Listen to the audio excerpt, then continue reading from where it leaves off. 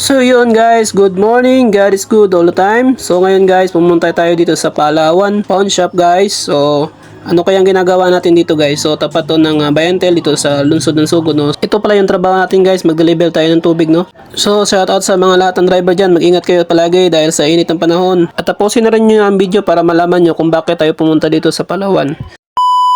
So ito nga guys, ang dahilan kung bakit tayo pumunta dito sa Palawan kasi nag-fill up kasi tayo ng form para sa ating insurance. So kumuha talaga ako ng insurance guys kasi driver ako, lagi ako nasa kalsada at saka mainit ang panahon. Siyempre kailangan insured ka. Siyempre dahil sa awa ng Panginoon, lagi tayong pinaprotektahan at ginagabayan kung saan man tayo pumunta. Gayon pa man, kailangan nating i-insure ang physical na buhay at lalong-lalo na guys ang spiritual nating buhay. So ito na guys, natapos natin yung fill upan yung form no. So ito na nga yung insurance guys. So wala tayong video doon sa loob kasi bawal ang video doon sa loob. So ito na lang ang pinakita natin guys. So hindi man to kalakihan pero makakatulong na din to. So hindi naman masama kung mag-insure ka sa sarili mo at sa pamilya mo. At ito ang sabi ng Biblia.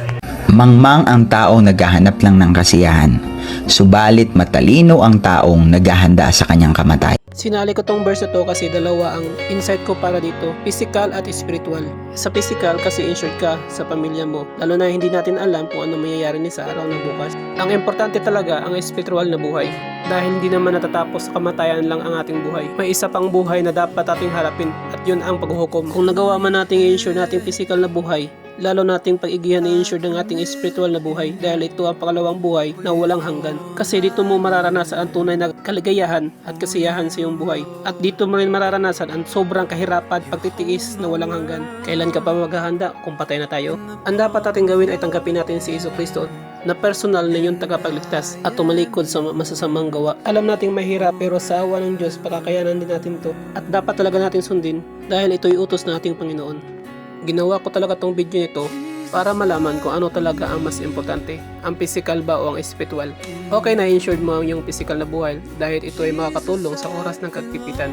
Ang mas importante talaga ay insured mo yung spiritual na buhay dahil dito nagsisimula ang ating tunay na laban at buhay. So, maraming salamat. Thank you for watching.